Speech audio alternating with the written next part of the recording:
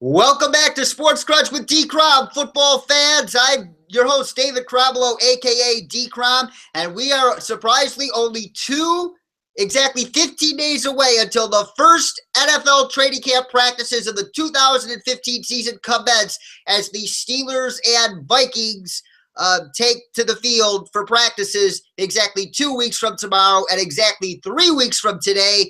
Almost every NFL team will be in training camp, and we continue our training camp preview series by discussing the NFC West Division today, and we are proud to be joined once again by one of the best football minds out there, the host of the CS podcast. You can hear all his recent interviews on YouTube, Chris Shanafelt. Welcome back to the show, Chris. Good to have you. Hey, good to be here. I'm a big fan of the Sports Krunch with Dkrom, and it's an absolute pleasure to be back on the show. Thanks for having me back on, David. You're very welcome, Chris, and thank you once again for being back on, and I appreciate your kind words as well. And now we start our show. We only have an hour, so we're going to move right along. We start off by talking about the rating two-time that these past 2 years, back-to-back NFC champion Seattle Seahawks. And they have argued, and after one of the most gut-wrenching losses I've ever seen in Super Bowl history, they have clearly gone all in to avenge themselves in 2015. And we start out with their draft class, and the Seahawks did something very interesting with their first pick. Keep in mind, because of the Jimmy Graham trade, as you can see up there on your screen, the Seahawks draft class, because because of how they acquired Jimmy Graham, they had no first-round pick, so they started in the second round with their first pick, picking 63rd overall. They selected a guy with major red flags that were known before the draft, Frank Clark out of Michigan. But before we get into those red flags, what were your impressions of Frank Clark as a player?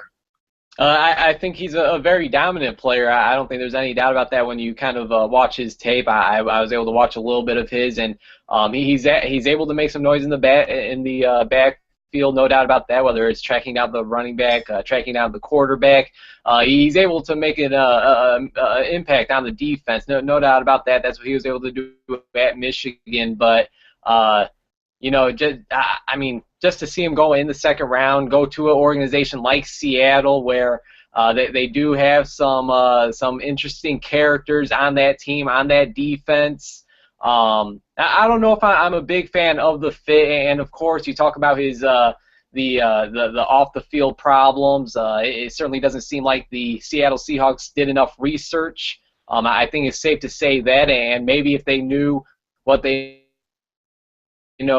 now, or even attempted to do, maybe they wouldn't have taken him in the second round. But overall, as a player, I think he could be a pretty effective player. But let's see if he's able to even be on the field. Let's see if the off the field problems kind of messes with the whole on the field problems. Yes, indeed. And as you mentioned, the Seahawks about their failure to do research, as was reported by a local Seattle newspaper and profiled by ESPN's Outside the Lines several weeks after the draft, it was mentioned that the domestic dispute that Clark was involved in was much worse than was initially believed. From my recollection, he physically abused his girlfriend, causing her to bleed in several places in the private room of a hotel. And he also threatened bodily harm to the concierge, who threatened to tell somebody what was going on. So as you can see, that this is serious problems, and the Seahawks, how they sort of swept it under the rug during OTAs and how it kind of dodged bullets on why didn't you interview people who were close to the crime and the incident? Why did you interview like that concierge or the family of the girlfriend he abused? And they're going to get a lot of questions, and rightfully so, about this when they open camp 3 weeks from right now. But there's a side of me thinks that Frank Clark shouldn't play football this year. He has to be given a year off to get anger management treatment or something like that to like teach him a lesson. Do you think it would be wise for the Seahawks to like shelf him for the season? I don't know because I do think he could have an impact on the defense right away. I think I think it'll certainly do a lot as to how people look at the Seahawks if they were to put him away for a season, have him get some help, see a therapist, and just get some help because obviously what he did was wrong, and it seems like it's a recurring action in the NFL. Unfortunately, it seems like it happens more in the NFL than any other sport when it comes to domestic violence cases. So I do believe that it would do a lot for the Seahawks. It would do a lot for their as to how people look at them. I'm not too sure if it'll help them so much on the field, but right now I honestly don't think that matters right now.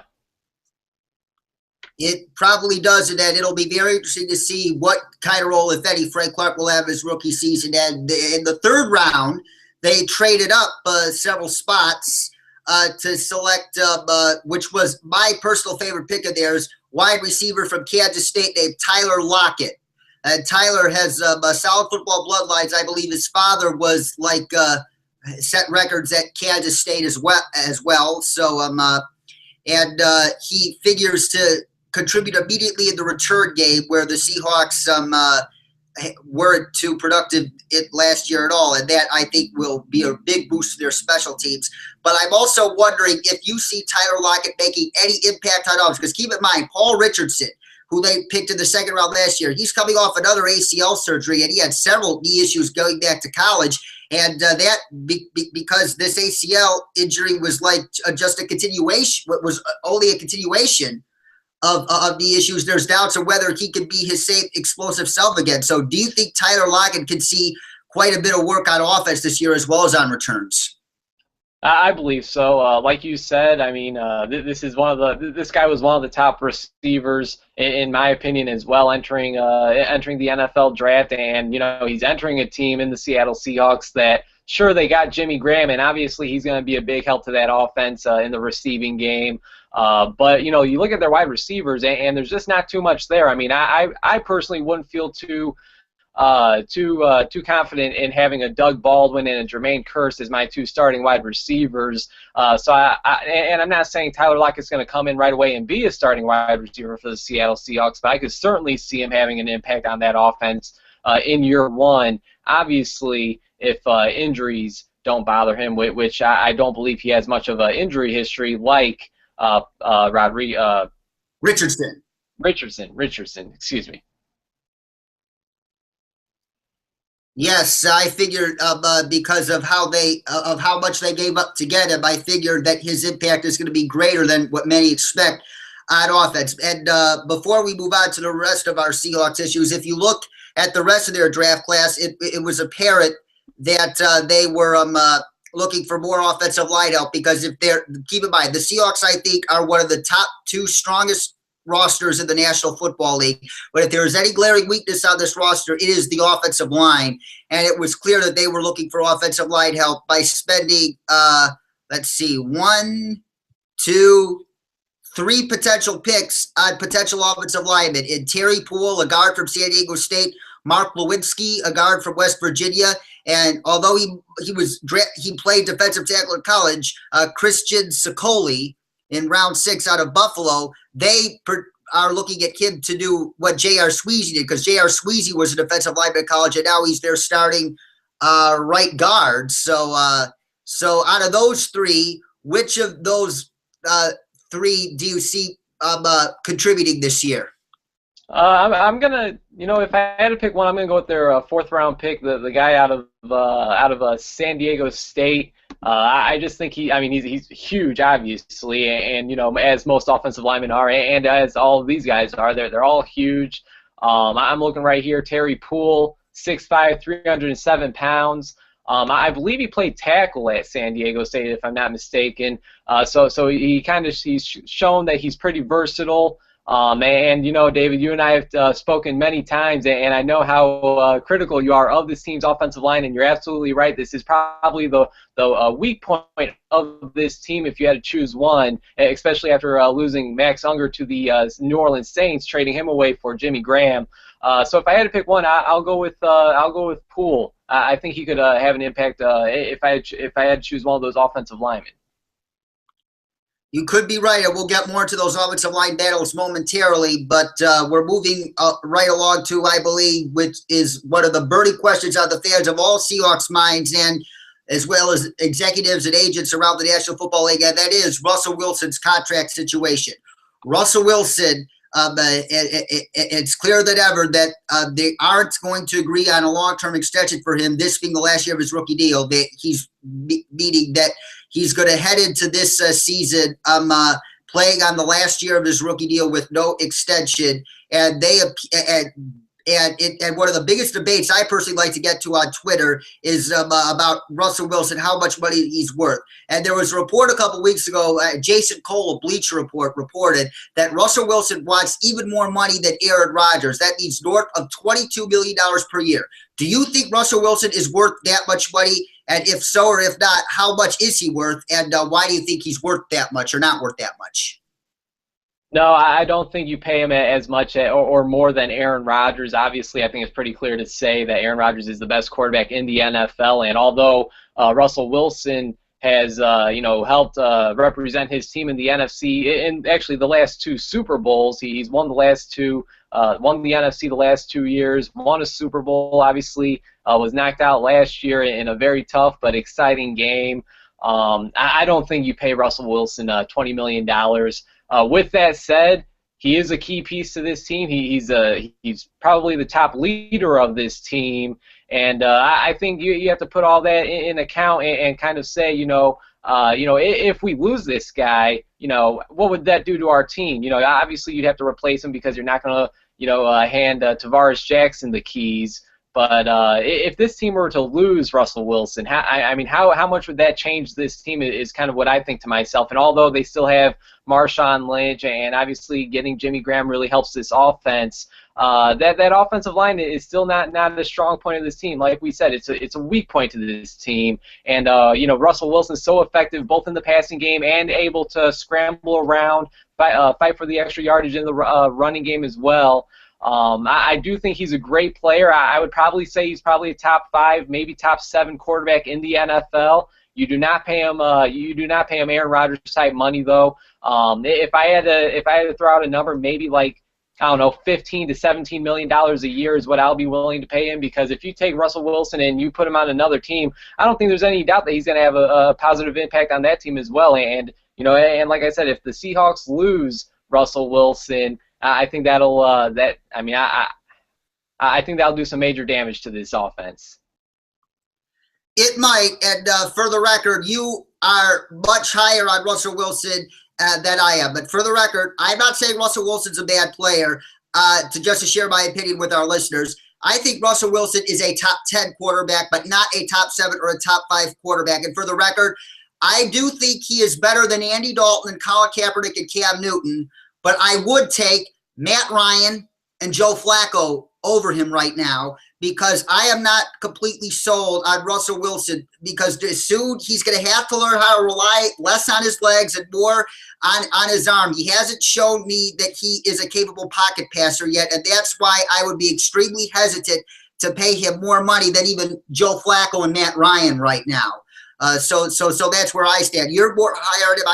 I think Russell Wilson is good, but he's not great yet, and you have to give him more time to see if he can learn how to rely more on his brain and arm than on his legs. Because eventually, as most people know, the National Football League, those legs on a quarterback are going to go sooner rather than later, and the pro game was meant to be played from the pocket.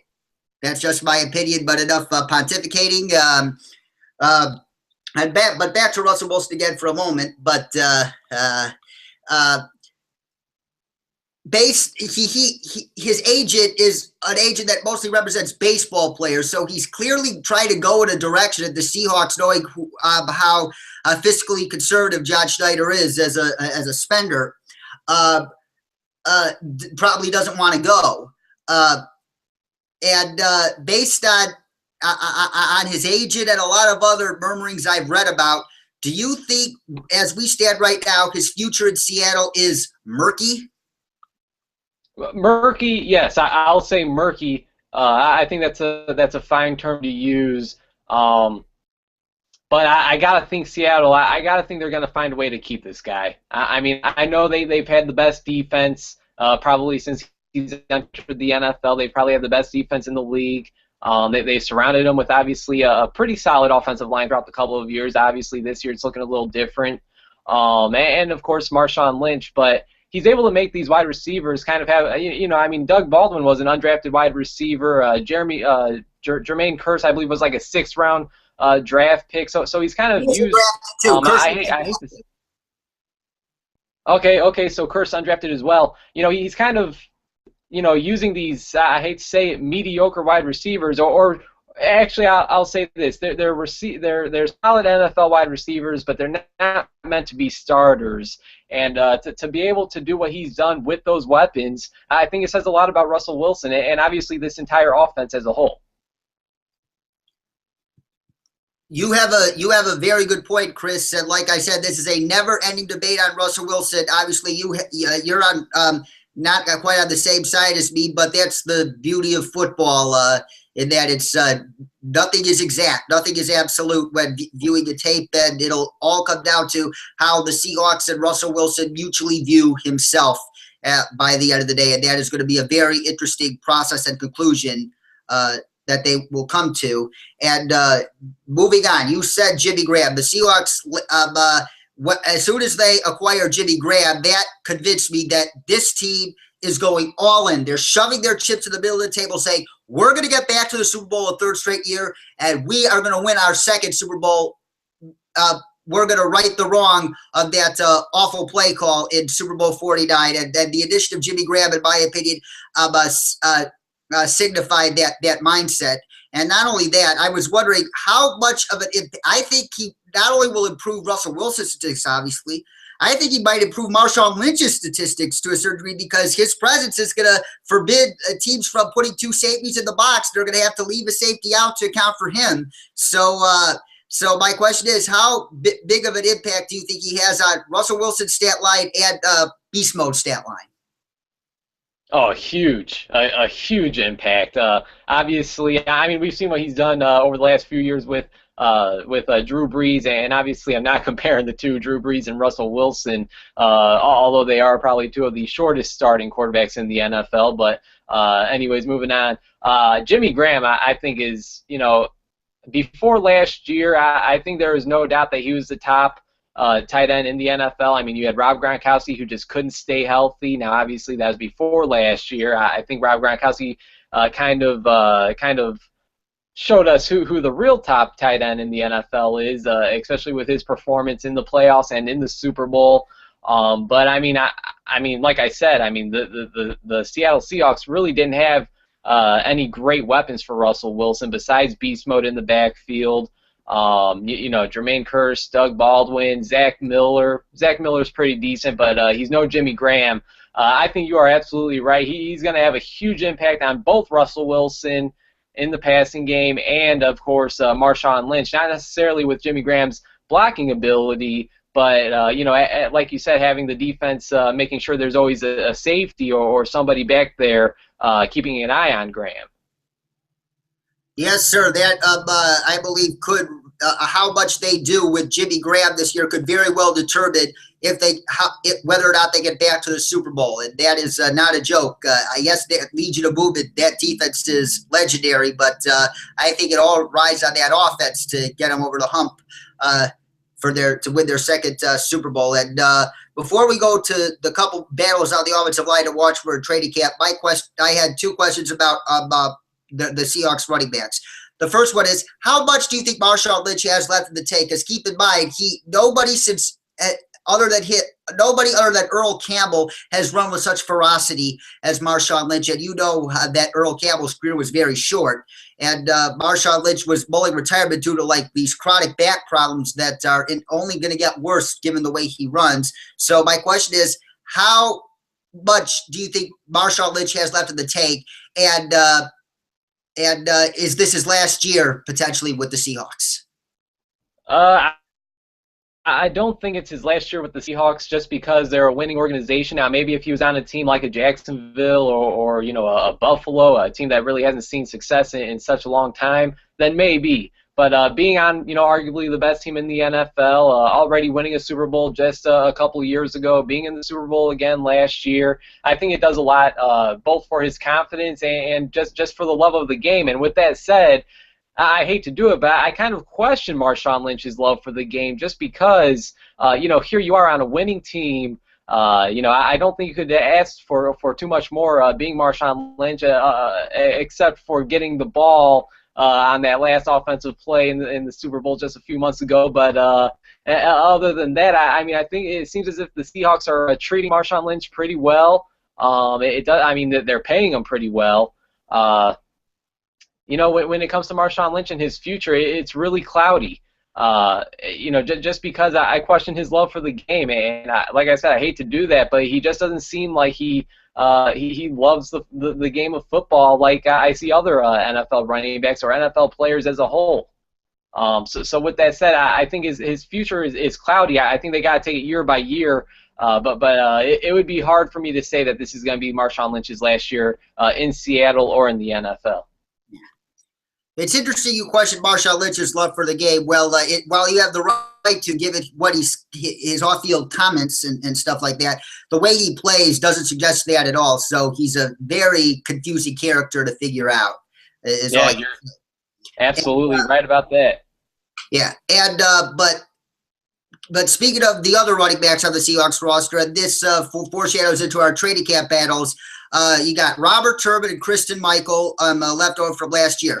Robert Turbin is scheduled to be a free agent at the end of the 2015 season, and Kristen Michael has been a massive disappointment so far. And as a matter of fact, one Seahawks beat writer wrote this past week that he thinks Kristen Michael's roster spot is a jeopardy because of Thomas Rawls, an undrafted free agent running back out of Central Michigan. And Rawls came in with some character red flags as well, but a lot of scouts were raving about his physicality and his athleticism. And the Seahawks coaches have been saying the same things about him so far in OTAs. So do you think it's possible Thomas Rawls pushes Kristen Michael off the roster? And if the Seahawks do not sign Robert Turbin, could he be the heir apparent to Marshawn Lynch, especially if he stays clean off the field? Well, as for Kristen Michael being the third running back, and I know that a lot of people were pretty high on him coming out of college. Excuse me. I mean, being the third running back, I think your job is always, you always gotta worry about having your job taken away from you because you're the third running back. Obviously, that means you have to make an impact on special teams. Be a great practice player. Have as much of an impact as you can being the third running back. So it wouldn't surprise me too much if he gets if he loses his job or loses his spot on the roster. Robert Turbin entering his last year on his rookie deal. That's an interesting one because we just don't know what Marshawn Lynch is going to do, and obviously with Seattle, I would think you'd kind of want to keep your own player, keep your own kind of guy in case Marshawn Lynch does end up leaving for whatever, kind of pulls a Barry Sanders and just retires out of nowhere. Although I don't think it would be that much of a surprise like Barry Sanders was if Marshawn Lynch were to do that. But I think it would be smart for the Seahawks to re-sign Turbin. Although I will say I'm not totally sold on Turbin, and if he could be a starting running back in the NFL. So it'll be interesting if Seattle lets him walk and he signs to another team to compete for another team's starting running back spot. That will be an interesting development as we head into the offseason, but that's ways away, obviously, as we're getting ready for the actual season. But keep in mind, Thomas Rawls is a name to watch at trade camp because if he shows well, then the Seahawks might have no problem letting Robert Turbin go. And the two trading camp battles I'd like to talk with you very quickly about with the Seahawks before we move on to the Cardinals are obviously on the offensive line. They are center and left guard. At center, the two front runners for the job are Lemuel Jean-Pierre, who I believe started a couple games for them at center last year, and Drew Novak, who I believe is a second-year lineman out of Western Michigan. And as I mentioned, Christian Sicoli, their rookie out of Buffalo, a highly athletic prospect. They want him to be in the competition for center as well. Who do you think comes out on top at the end of the day. It starts for the Seahawks at the pivot week 1. Uh, uh,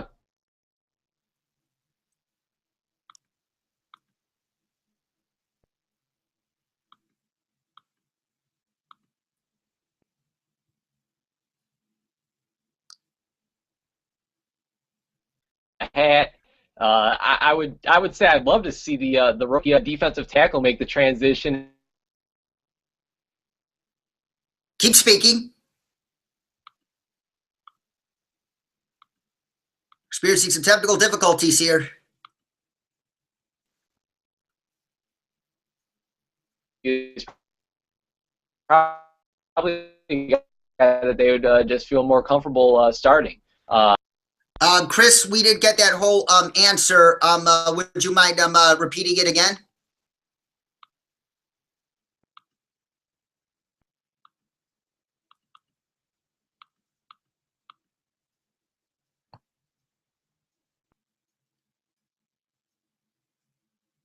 Sorry, folks, we are experiencing some technical difficulties here. Chris, you there?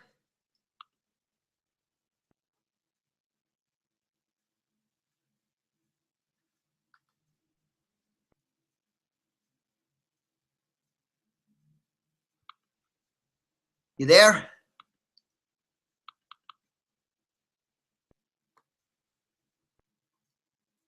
Chris, you there? Yes, I can hear you now. Yep. All right. So I'll just make Yes. I'll just make it quick. I'd love to see the rookie defensive tackle win the starting job and be the team starting center, but that's obviously. Oh, God. What a day, folks. Gotta just wait and see if Chris could come back in completely.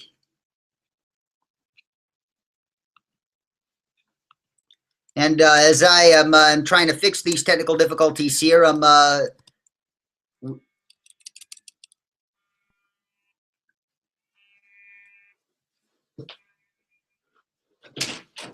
Chris, oh my God, what's going on?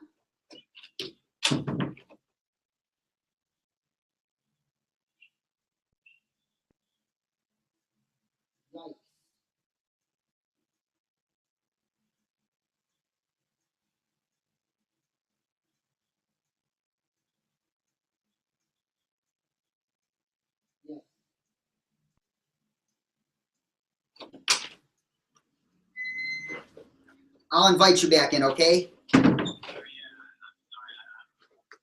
Neither do I. Yeah, this will be an embarrassing thing that's going to post on YouTube. No problem. These things happen.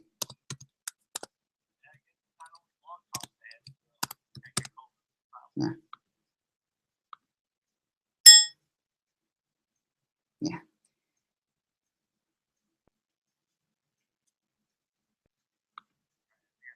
Yeah. Yep. Yeah, Chris, great to have you back in, Chris. You there? Sorry about that. I'm here. No problem, Chris. So you hope the rookie defensive tackle gets the center job, but who do you think gets it? I think the guy with the experience, Pierre. I think just like you said. I mean, this is a guy that they probably feel more comfortable with than anybody else at the center position. So I'm just gonna go ahead and guess that they'll roll with him. Yep, he appears to be the favorite for that job. And once again, folks, we apologize for the technical difficulties. And for those of you who watch on rerun on YouTube, a replay on YouTube, feel free to just fast forward, and you should be fine. So just letting our folks know about that. The situation's cool. And the left guard position, as you mentioned, you thought that Terry Poole, out of the rookie offensive line, but he had the best shot to make an impact. And but also they got Alvin Bailey, who's the experienced starter, but they also have Mark Lewinsky, who I believe could factor into that battle. And Lewinsky was a guy who was praised by legendary NFL film analyst Greg Cosell during the pre-draft process. So who do you think wins that left guard job?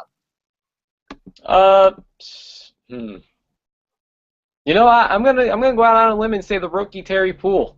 Great size, versatility. I think he could show a lot in training camp. I'm not exactly sure how he's done in rookie minicamp and minicamp, but I'll go out on a limb and just say, with his size, with his versatility, with his strength, I think he could have a legit shot to win this guard position. He very well could, because as you know, in Seahawks camp, there are a lot of surprises every year, given the load of depth and talent they bring in every summer. So, and now we are pressed for time, so we got to move along rather quickly. Moving on to last year's runner-up in the NFC West, the Arizona Cardinals, your second favorite team, by the way. And let's start out with their draft. They addressed one of their biggest weaknesses right off the bat in the first round by selecting offensive tackle from Florida, DJ Humphries. As you can see, the Cardinals draft up on your screen right there. And Humphries, during OTAs, Bruce Arians kind of said he was immature at first, but now he's starting to get the hang of things. And right tackle was a dumpster fire position for the Cardinals last year, as Bobby Massey struggled massively. So my question is, how much of a disappointment or a shock would it be to you if DJ Humphries doesn't start this season? It wouldn't be too much of a disappointment, just because, sure, he was their first-round pick, but Bruce Arians has already said he's not going into this season expecting really anything from the rookie class, whether they're undrafted or a first-round draft pick. So it wouldn't totally surprise me or upset me. It would just pretty much say that it's likely that Massey just showed more in mini camp and training camp, and they just feel that he's more suited for the starting job as of right now. And it's funny because this is a team that they've really addressed the offensive line quite a bit this season. The last couple of years they've had one of the worst offensive lines, and here they are now entering the 2015 season with arguably one of the top offensive lines, making some noise, obviously, in the draft, drafting DJ Humphries in the first round last year in free agency, and now this year again in free agency. So it's funny to see how that works. But once again, to answer your question, it wouldn't really upset me or surprise me to see DJ Humphries on the bench to start the season. Interesting. And also, he's only 21 years old, though, and Bruce Arians is a guy that likes to take his time with most rookies. But continue with their draft class for just a second. If there was any other big need on the Cardinals roster right now, if there was any big weak spot I could point out, it's their lack of edge rushing on that. Because, yes, they got a lot of pressure because of their creative blitzes and stuff like that last year. But there's just not a pass rusher that stands out to me on their roster right now, especially with John Abraham now retired. And they drafted 3 potential edge rushers with their second-round pick, Marcus Golden out of Missouri, fifth-round pick, Shaq Riddick out of West Virginia. Which one of those two can be expected to at least contribute somewhat this year, the pass rush? And if not, who are they counting on to get some pressure on the quarterback from that outside linebacker position? Yeah, and you know what? They also lost Darnell Dockett, a guy that's been a monster on that defensive line for years. Obviously coming off of an ACL injury that lost him to an NFC West divisional rival in the 49ers. If I had to go with either Golden or Shaq Riddick, Riddick is really he's pretty undersized for a defensive end, so I think he's going to be a guy that you could see kind of sit and learn from the veterans and the other guys for a year or two, and then maybe he could start having an impact in year 2, year 3 later on. I think Marcus Golden is a guy that you could expect to have an impact right away.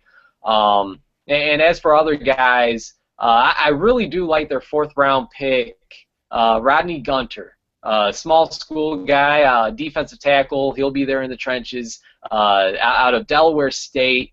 That's the guy that I honestly, and I'm a big fan of small school prospects. That's the guy I wasn't too familiar with entering the 2015 NFL draft. Being a couple months removed, I've done some research on him, and I think that could be a guy that we kind of look at, maybe even later on down this year. How the heck did he fall down to the 4th round? I think that's a guy that we could say that about coming up very soon.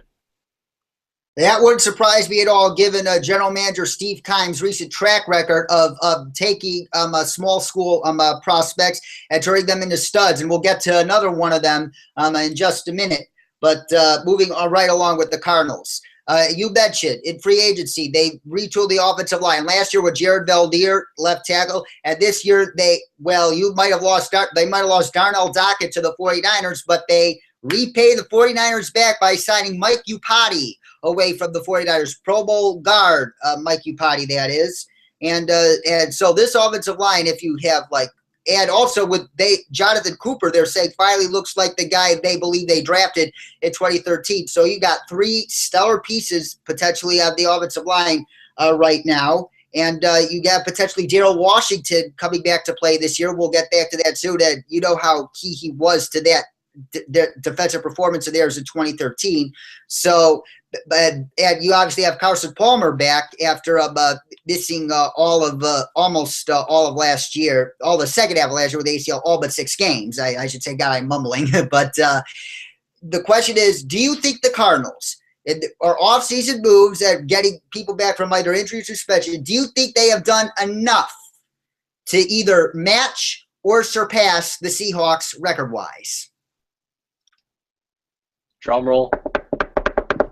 I absolutely think they have. I absolutely think they have done enough. Maybe even last year. Injuries really, really affected this team last year. Obviously, rolling with their 3rd or 4th string quarterback, Ryan Lindley, who I don't know how he had an NFL job, to be completely honest with you. But I absolutely think so. Obviously, it's going to be weird seeing Darnell Dockett in a 49ers uniform. But I don't think that's going to make or break this team, make or break this defense. If they could get Daryl Washington back, I think that will only help this defense. It's not a need, though. I think they have enough depth at linebacker to fill that void of Daryl Washington, and we've seen it in the past. He missed all of last year and I believe half of the season in 2013. So this team has enough of what it takes. They have a very I'm a big fan of this defense. Their secondary. I could go on and on with this team, as you know, David, and with this offense, they're now getting Carson Palmer back, and I think they've done a really solid job by acquiring running back David Johnson in the 3rd round of the draft, who I think is going to be a huge part of this team's offense this year. Yes, I was also going to ask you, speaking of David Johnson, they kind of view him as what's interesting about David Johnson is they kind of have a player of that prototype on their roster already in Andre Ellington, but Andre Ellington's problem is obviously that he can't stay healthy. So how much do you see David Johnson eating into his carries? If I had to guess, I'm going to say at least 50-50, or at least that's what I would like to see. You got David Johnson. He's pretty quick, but this guy's pretty damn strong as well. And for Andre Ellington, if he could stay healthy, this guy's really fast. He's able to. His rookie year, I believe he was a 5th or 6th round draft pick, and he made a lot of noise his rookie year. Since then, hasn't really been able to stay healthy, but that starting job has been his. Now he has more competition in the backfield, though, with, of course, 3rd round running back David Johnson out of Northern Iowa. I would say at least 50% of the running back snaps go to David Johnson, at least 50%. That'll be interesting if that happens. And for the record, for all you fantasy football players out there, David Johnson is one of my big late round value picks for this year in fantasy football. And Mr. Shanafelt just told you why. And as you said, yes, I honestly think the Arizona Cardinals are going to be there like they were last year. In it to the very end for the division title against the Seahawks. And despite all those injuries and all those suspensions, and Carson Palmer only played 6 games, which he won all 6, by the way, the fact that Bruce Arians got 11 wins out of that team just shows you how good they are and how good they can be. And so I'm saying I completely agree with you, and that's going to be one of the more intriguing two-way division races. 2-team races for the division this season. And but another key impact, but like you mentioned, is Daryl Washington. But it's still up in the air when he returns, because a lot of people say he is going to be facing an additional 6 games because he was suspended all last year for PEDs or something like that. And he still hasn't been disciplined for a domestic violence incident he got in. And you know how seriously the NFL wants to take that issue right now. And so he could be looking at another 6 games. But in your estimation, based on what you have read and based on what you have heard, when would you expect Daryl Washington to return this year? You know, that's a really tough question to answer, just because I think he's still waiting for the NFL to even look into his appeal, if I'm not mistaken. I mean, you know, we've seen that Greg Hardy, he first was handed a 10-game suspension. Now today news comes out it's reduced to 4. I think the rules are going to be a little bit different when it comes to Daryl Washington, though. Obviously, he doesn't have a great track record. Like you said, missed all of last season just due to PEDs. Now they're finally going to be looking into this domestic violence issue. I would say 8 games, at least 8 games. Whoa.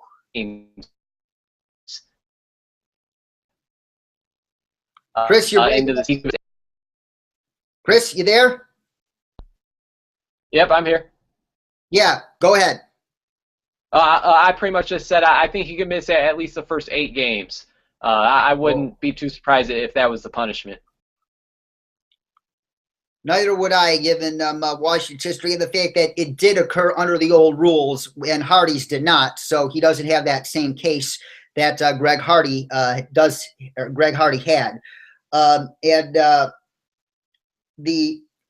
another thing that interests me about the Cardinals this year, we talked about Rodney Gunter, their draft pick out of Delaware State, and how you think he could blossom into a stud this year.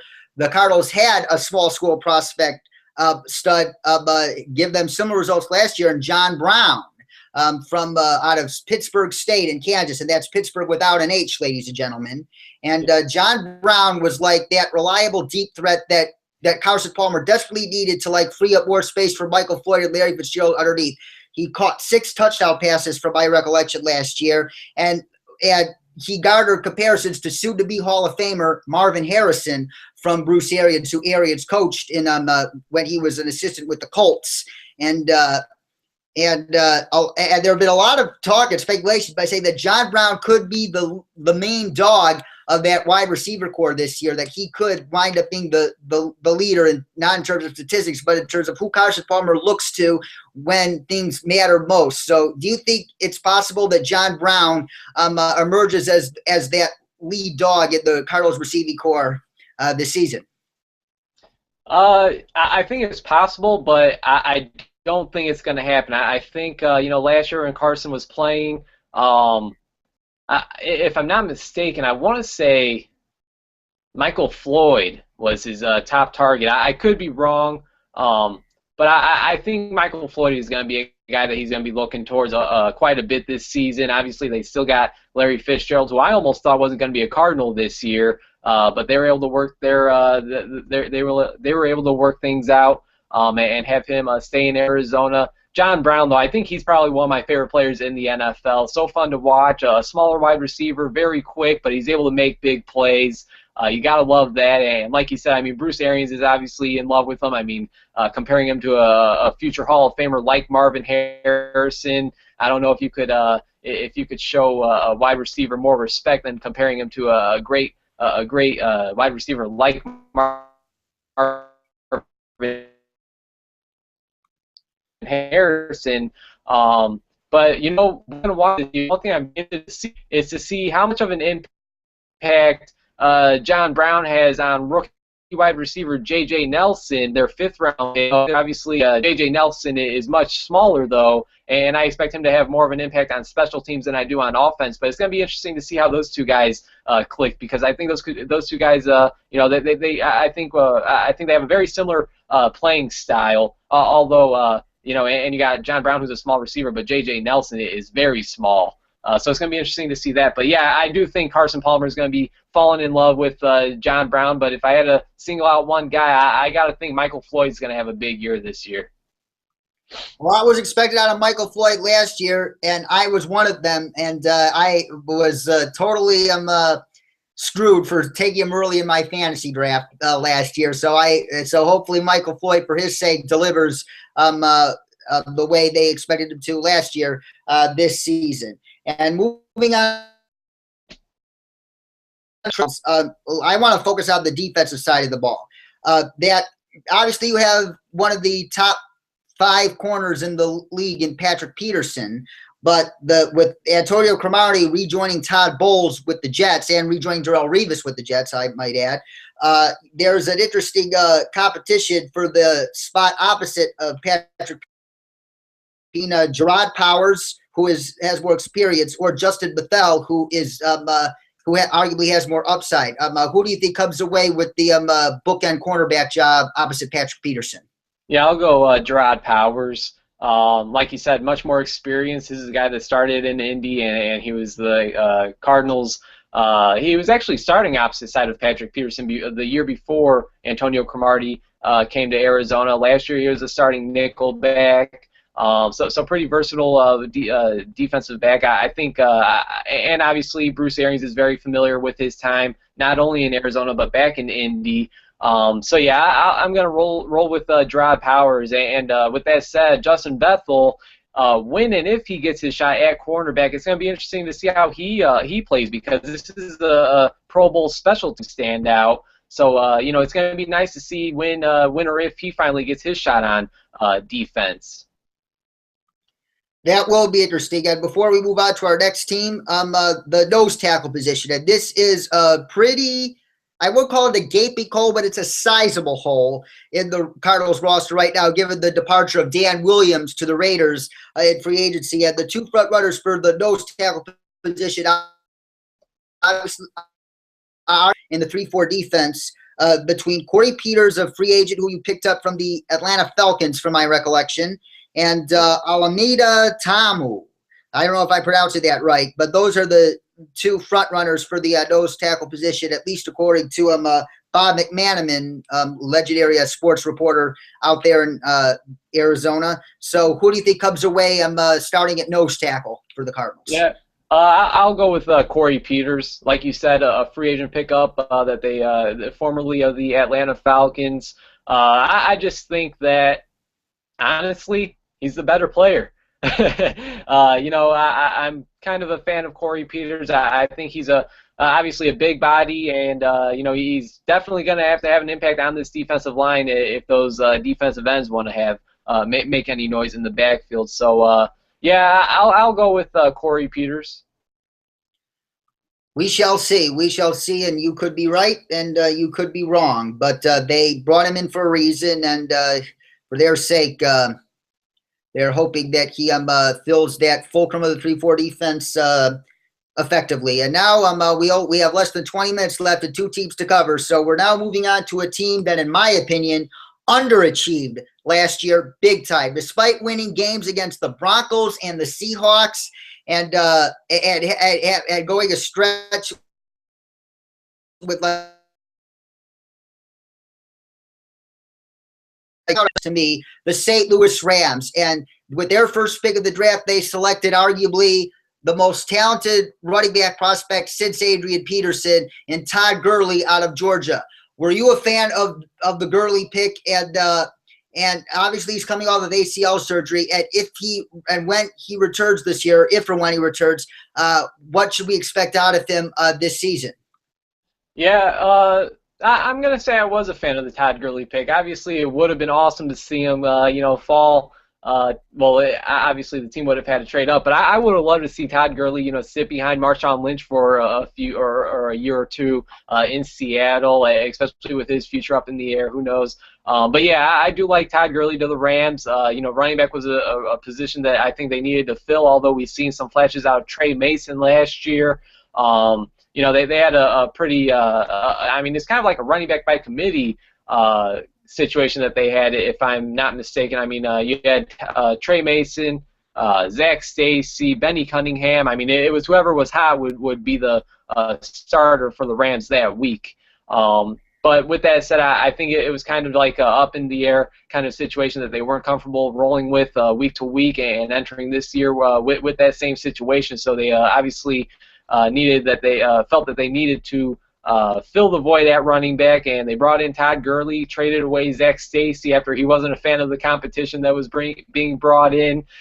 So yeah, I'm a big fan of the Todd Gurley pick, 8th overall, a little higher than I expected him to go. But I think this is a guy that could be one of the top running backs in the NFL in just a couple of years, maybe a few years. It's going to be interesting to see how he comes back though from the ACL injury. I don't want to expect too much out of him this rookie year. I hope that the Rams kind of ease him in. But we'll just see. We'll see how he performs in training camp, or see how much he participates in training camp. Yes, indeed. And going on to the rest of the Rams draft class, it was apparent that, like the Seahawks, their offensive line was in major need of new bodies, and they spent 4 draft picks on potential offensive line, beginning with Rob Hayden.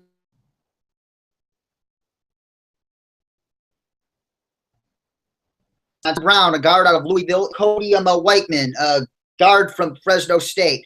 My question is, do you see any of those guys starting this season, given the numerous holes on the St. Louis offensive line, and if so, which ones? You kind of broke up on me there, but I did catch the end of the end of the question, and I'm not sure if you were able to throw this in if I missed it or not. But they also yesterday selected Isaiah Battle, the offensive tackle out of Clemson, in the NFL supplemental draft. So another rookie offensive lineman added to the St. Louis Rams. This is, like you said, I mean, they felt the need to add many bodies to the offensive line competition. Looking at the list right here, I mean, you're drafting an offensive lineman, 2 offensive linemen back-to-back in the 2nd and 3rd round. Obviously, you do expect guys drafted that high to have some type of impact, unless you're going to be throwing them behind a very well-respected and good veteran. But I don't think the Rams really have that on that offensive line. So with that said, I wouldn't be surprised if more than one, if a couple of these rookie offensive linemen are starting for the St. Louis Rams this year. I'm not exactly too familiar with their offensive line situation, but like I said just a few times before, if I had to pull a card out of a hat, I'll go with their 2nd round pick, the huge offensive tackle out of Wisconsin. I mean, I see here he's listed 6'7", 321. And looks like he performed pretty well at the Senior Bowl. So he's played with some of the best competition in the country. So to see that has to be pretty promising. And obviously we'll see how all this unfolds in training camp in just a few weeks. Yes, sir. And moving on to the most pressing question most people have about the Rams this year. Once again, this is a very talented roster. Top 5 defense with that defensive line with Robert Quinn, Chris Long, and Aaron Donald. That whole front 7 is they're personally my second best NFL defensive front, second only to the Buffalo Bills. And with the way they were able to harass Peyton Manning last year, can vomit at that, and several other top quarterbacks like Russell Wilson as well. That's a top 5 defense. And they had enough potential pieces on offense that flashed promise, but not having Sam Bradford or a functional quarterback last year killed them. And that is why they traded Sam Bradford to get Nick Foles, who was a monster in 2013, yet was below average in 2014. So like I said, all the Rams need is competent, functional quarterback play, and this is a potential wild card playoff contender. And my question to you is, if Nick Foles is this year falls somewhere in between the Nick Foles of 2013 and the Nick Foles of 2014, do you think that'll be enough to get the Rams to the playoffs, or if not, close to the playoffs? If he's anywhere close to the 2013 Nick Foles, no doubt this is a playoff team, especially like you said, with one of the top defenses in the NFL. I don't think there's any doubt that they're a top 5 defense in the NFL, and they could easily be a top 3, top 2, maybe even the best defense in the NFL. I will say that defensive line is probably, like you said, they're right there next to Buffalo as the top defensive line in the NFL. Their linebackers are a little questionable. Their secondary could certainly be better. But with that being said, if Nick Foles is anywhere close to the 2013 Nick Foles that we seen just a couple years ago, no doubt in my mind is this team going to be making a playoff appearance. I mean, the way that this defense performed last year and how this offense so underperformed last year, it was pretty surprising just to see how good one side of the ball could be, and then how horrible the other side of the ball could be. And I guess when you have a Austin Davis, excuse me, starting at quarterback, I guess you could kind of expect that. Although Austin Davis he probably did better in the end than I would expect of him. But yeah, Nick Foles, I mean, he's not a great quarterback. Not even sure if he's a top 15 quarterback in the league. I'll have to think about it. But if he's anywhere close to, or even halfway as good as the 2013 Nick Foles, I think there's a good chance that this team is making the playoffs. But I'm not sure we're going to see that. I just don't know if there's enough offensive talent surrounded around him to be what was it, like 26 and 2 interceptions or whatever it was. I just don't know if that's going to happen with Nick Foles this year in St. Louis. You could be right. That said, I was impressed before he got injured last year with Brian Quick. Brian Quick put together some very nice games last year before he got hurt, and they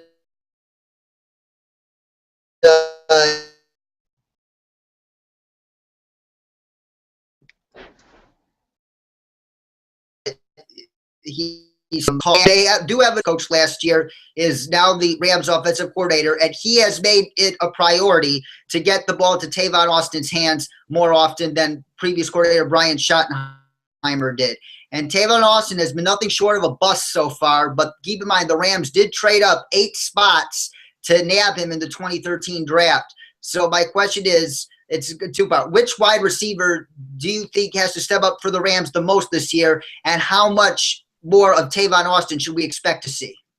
Well, I mean, it seems like every year I'm saying, all right, this is going to be Tavon Austin's year. I know he's only been in the league, entering his 3rd year, I believe. But, I mean, it seems like every year I'm expecting more and more of Tavon Austin. I don't know if that's just because of how much of an impact he had at West Virginia in that offense. And I just think that, I mean, I think he's a perfect example of what a slot receiver should be in the NFL, or I think he can be a perfect example of what a slot receiver should be in the NFL. I think we should see a lot more of them. I believe the wide receiver that's going to stand out this year, though, for St. Louis is going to be Kenny Britt. Obviously, he's a Jeff Fisher guy, played with him in Tennessee. I mean, I personally think he has everything you want in a wide receiver, except for the attitude, the off-the-field problems. That's a little that's a little bit out there. That could certainly be annoying, I'm sure, for the St. Louis Rams. But if he could stay out of trouble off the field and have the right attitude, which I don't think he really had any problems yet in St. Louis, I think he could be honestly, I think he could be a legit number 1 wide receiver. Very fast, very strong, and I think that's going to be my breakout player for the St. Louis Rams next year.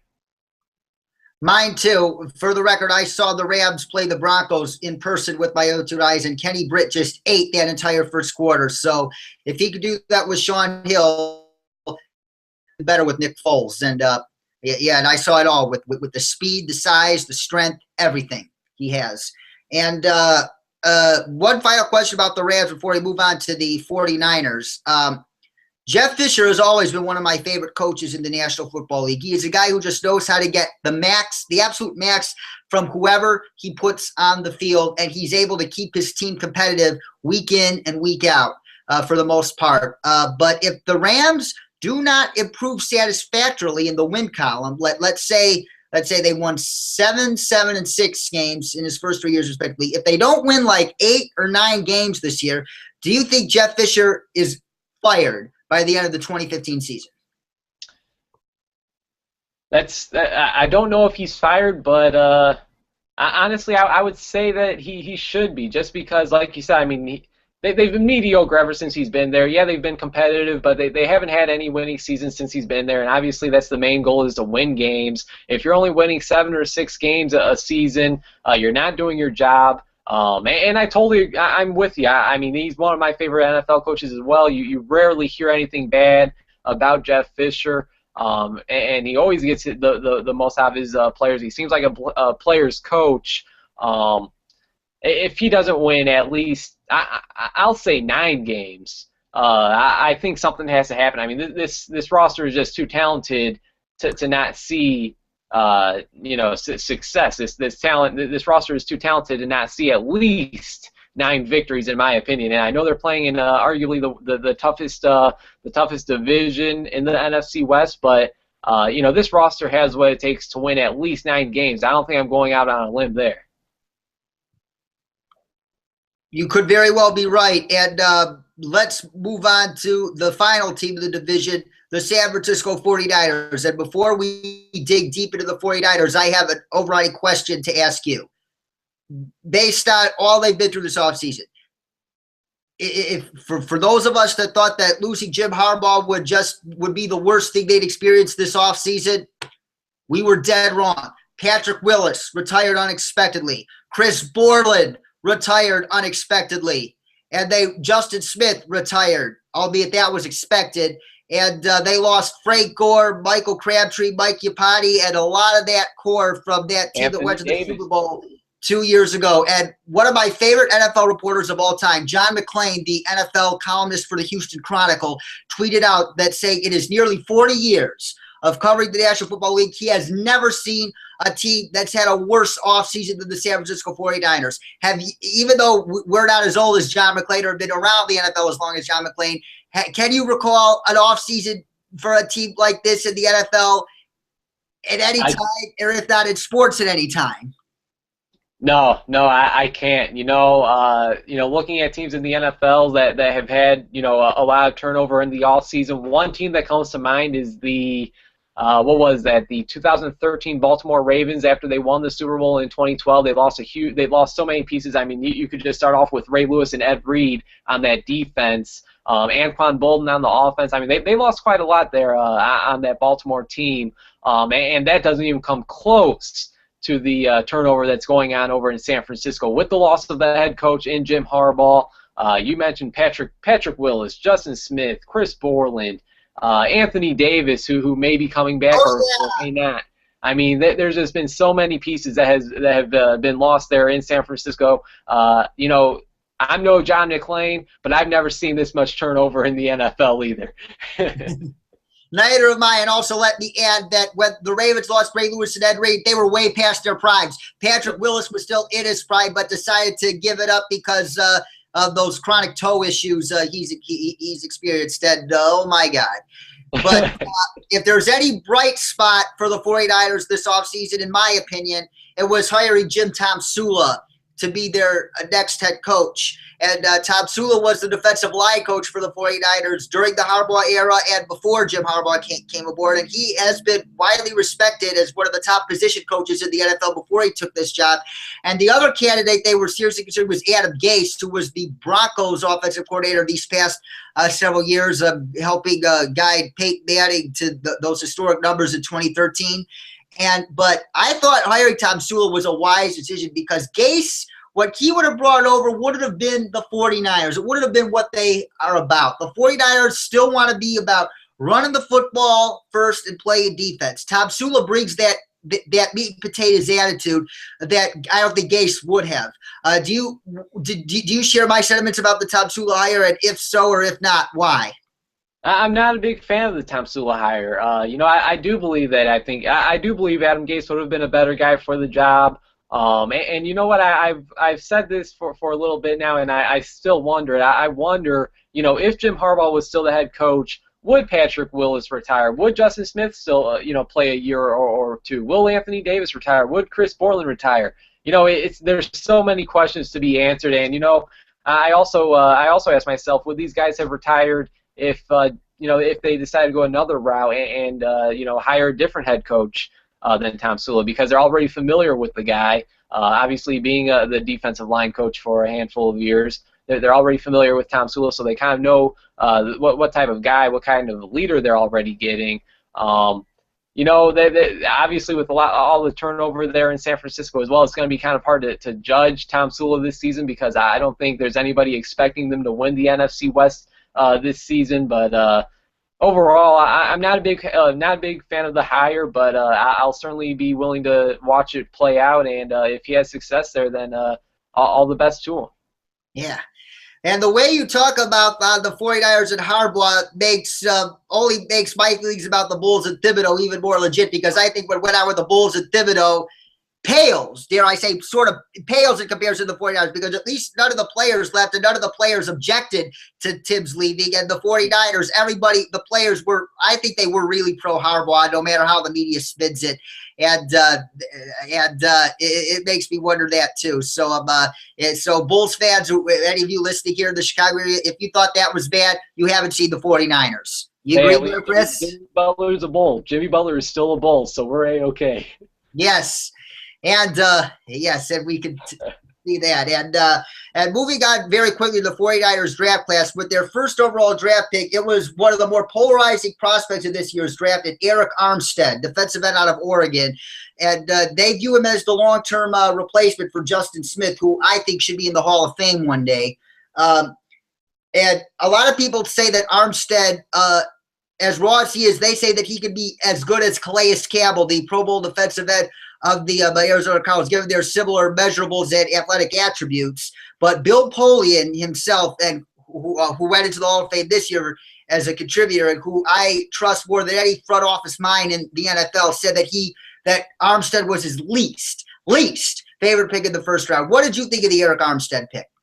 Yeah, not a big fan. I will say I'm a fan of the player. Like you said, I mean, I don't know. I mean, he has huge shoes to fill in Justin Smith, but you know, I mean, very very big, very athletic defensive lineman. I think he's going to fit in well in a 3-4 defense, but obviously you're not going to expect a Justin Smith type impact right away. And honestly, I kind of echo what Bill Polian said, and you know, I'm just not a big fan of this pick in the first round. I think that you could have gotten him in the second round. I really do believe that, but obviously the San Francisco 49ers are very high on him, and they felt that in the first round that they should go ahead and grab him. They didn't feel that he would be there when they picked him in the second round.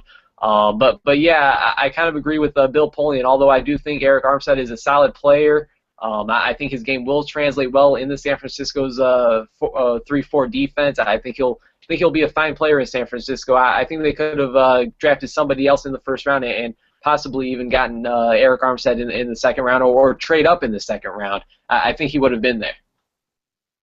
Interesting, because most of the mocks I saw didn't have him falling that far, but as we say, mocks aren't real, so you could very well have been right.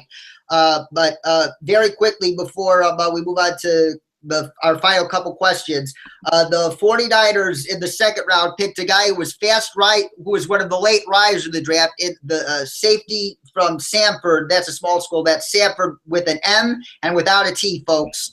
And Jaquiski Tartt out of Stanford. And Matt Bowen of Bleacher Report, who also writes for the Chicago Tribune, by the way, tweeted before the draft that Tartt was one of his favorite prospects of the draft and reminded him of Cam Chancellor coming out of college. So do you think Jaquiski Tartt could be a solid player for the 49ers going forward? I do, and I think it's pretty interesting that they decided to address safety in the second round, because last year their first round pick, Jimmy Ward out of Northern Illinois, doesn't really seem like he's really panning out the way they expected him with the injury problems, and then I believe he even played some nickelback, cornerback last year, so he wasn't playing safety. But yeah, big fan of Tartt. I think, I mean, again, nice size, very athletic, and you know, his stock was one of the his stock probably risen more than anybody else's throughout the draft process. Coming from a smaller school in Samford, you know, made a lot of noise at the Senior Bowl. Big fan of the Jaquiski Tartt ad in the second round by the San Francisco 49ers, that's for sure. So was I. And then also in the third round, they picked a guy who they said also could be a potential steal in Eli Harold, a pass-rushing outside linebacker out of Virginia. And yes, they have Ahmad Brooks and Aldon Smith, but do you think it's possible that with the drafting of Eli Harold that this could be Aldon Smith's final year as a 49er? This is the last year of his rookie contract. I don't know if Alden Smith could, keep his head on a swivel and act right. I mean, act halfway right. Just don't get in trouble. I expect him to be a longtime San Francisco 49er. Unless he decides to leave, unless he decides that he's out of San Francisco, he doesn't want to be there anymore. But I think Alden Smith is just too good of a player to say, you know what, he's entering his last year of his deal. We're going to be completely done with him. I will say that if they do want to keep him as a 49er, they got to start the contract conversations. They better have already been on top of that. But yeah, Eli Harold, third round. I expected him to go in the second round. To be honest with you, so yeah, to see him fall to the third round, that was pretty surprising. And I mean, San Francisco is doing it again. That they got a solid rookie later on in the draft that's going to be learning from a guy like an Alden, who perfect kind of guy that you want your young player to learn from on the field, but off the field maybe not. And I forget his name's slipping me, but they also got a guy later on in the draft last year, I believe in the 5th round, out of South Florida, who had a great Aaron Lynch, who had a great impact last year. And although I was a fan of him coming out of college, I didn't expect him to have much of an impact on the stacked San Francisco 40s defense that was last year. It's going to be interesting to see what he does this year as well. It's going to be interesting indeed. They got 4 good pass rushers, and the more the merrier in that department, as they say. And we're down to our final 2 questions of the program before I let you move on to your other endeavors today, Chris. And the final 49ers question is this. Colin Kaepernick. Last year, many people believed that Colin Kaepernick was exposed for what he is, just a raw athlete and not a quarterback at all. And based on the contract the 49ers gave them, which it makes it easy for them to get out of it, like I believe after this year, just like the Bengals with Andy Dalton, if Colin Kaepernick doesn't show the requisite improvements this year, especially with like an improved weaponry, in my opinion, because Torrey Smith gives him that vertical threat that he lacked last year, and Bruce Ellington could be that same type of player. Do you think that if Colin Kaepernick does not progress the way the 49ers want him to, do you think his days as a starter in San Francisco are over?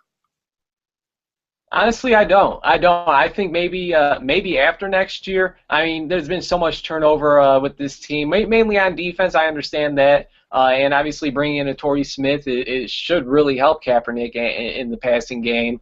But I think with the contract is only a year old or so.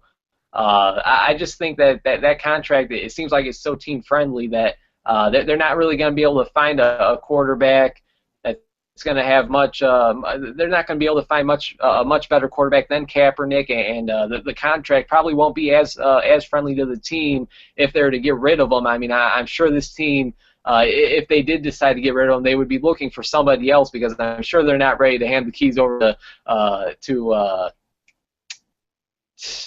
their backup quarterback. Blaine Gabbert, no way. Blaine Gabbert. No way. I'm sure they're not ready to hand the keys over to Blaine Gabbert, although Jim Harbaugh spoke highly of him. Blaine Gabbert is not a starting quarterback in the league. I'm sure San Francisco doesn't want to see that. So yeah, I think Colin Kaepernick is fine where he's at in San Francisco. I do expect him to have a bounce back year this year as well. So with that being said, I expect Kaepernick to be in San Francisco for quite a while. He might as well have a bounce back year, given the fact that the 49ers, I assume, are going to be playing from behind regularly, forcing him to take to the air more often. And unfortunately, I wish we had more time, but that just about does it for today's version of Sports Crunch with Dkrom. But before we go, Chris, I want to hear your predictions of the first to last place standings, and who will be in first, second, third, or fourth place in the NFC West. Your prediction for the final standings of the NFC West in 2015, starting with first place, ending with last place. All right, well, barring any serious injuries, I got to say, as much of a fan of Arizona that I am, I got to say Seattle number 1. They've won the NFC the last 2 years. They've won a Super Bowl within the last 2 years, and they were obviously there last year. Probably should have won it last year as well, and now it's Jimmy Graham. If Russell Wilson was throwing the ball to Jimmy Graham that last play, probably would have been a touchdown if it was a lob up there in the end zone. I'm not too sure Malcolm Butler would be intercepting that one. So yeah, I'll go Seattle number 1. Arizona number 2. I think they're going to be a close number 2. I think, week 16, week 17, that's when this division could kind of be settled. That's when we'll find out who actually wins the division there towards the end of the season. So I'll go Arizona number 2. St. Louis, a close number 3 as well. I really do expect the NFC West to be very competitive. I expect St. Louis to win, like I said, at least 9 games. I don't think I'm going out on a limb there. I could easily see them winning 10 games. So I'll go St. Louis number 2, and then San Francisco St. Louis number 3, San Francisco number 4. Just so much turnover. I don't see how any team could bounce back from losing all the key pieces that they've lost, the key leaders as well on this defense. So it's going to be very interesting. But like I said, Seattle number 1, Arizona number 2, St. Louis number 3, and San Francisco number 4. I was almost going to go out on a limb and say the Cardinals were going to win the division, but after further reflection, the Jimmy Graham edition is going to turn out to be absolutely pivotal for the Seahawks, as the Jimmy Graham edition, I believe, is the one thing that keeps the Seahawks a step ahead of the Cardinals. But it's still close, and the Rams are itching up there as well, and the 49ers are going to have an off season there, I say. And finish a distant fourth. So we are in mutual agreement about the standings. And thank you once again for joining the program again, Chris. And once again, for all those watching, sorry for all those technical difficulties earlier, but we at least got a lot of talk through. And before we go, Chris, can you give our viewers once again your information on where people can listen to your podcasts? Absolutely. Well, hey, it's always a blast being on the Sports Krunch with Dkrom show. Absolute blast. Hopefully we could do it again down the line. And yeah, David, thank you so much for just having me on. It's always fun talking NFL, whether it's the NFC North, NFC West, or everything NFL. Always a blast. You guys could follow me on Twitter at Chris Shanafelt. I'm always tweeting there with Dkrom59. You guys could go ahead and check out my past interviews at youtube.com/ChristianRE722, and I'm now partnered up with the NFL Draft Bible and NUC Sports. So check out NFLDraftBible.com for the NUC Sports magazine. A lot of my work is there as well, and NUCSports.com. So yeah, with that said, David, I appreciate it, and always a blast speaking with you, man. Always a blast having you too, Chris. Thank you once again for joining the show again, and thank you for giving the viewers my Twitter info as well as yours. I really appreciate that, man. And that does it for this day's version of Sports Crunch with Dkrom. But stay with us as we will preview the rest of the 5 remaining NFL divisions left to preview before NFL training camps commence exactly 3 weeks from today. Take care, everybody.